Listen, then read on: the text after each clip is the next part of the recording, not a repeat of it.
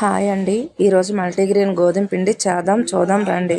దీనికోసం గోధుమలు, శనగలు, జొన్నలు, కొర్రలు, సోయా చిక్కుళ్ళు, మొక్కజొన్నలు, రాగులు, బార్లీ, సామలు ఇవన్నింటినీ కలిపి బాగా కడిగి ఎండలో ఆరబెట్టి అప్పుడు పిండి పట్టి ప్యాకింగ్ చేయడం జరుగుతుంది.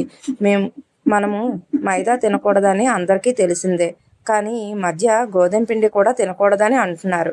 కనుక డైరెక్ట్గా గోధుమ పిండి కన్నా ఇలా మల్టీగ్రెయిన్ గోధుమ పిండి తినవచ్చు అంటున్నారు. అందుకని ఈ రకంగా తయారు చేయడం జరుగుతుంది.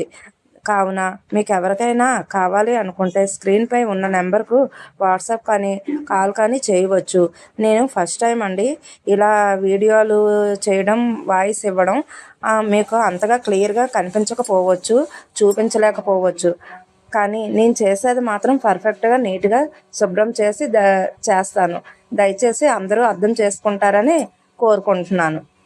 మేము ఇందులో మీకు చూపించే వాటితో మాత్రమే తయారు చేస్తాం. ఎలాంటి రసాయనాలు, కెమికల్స్ వాడము.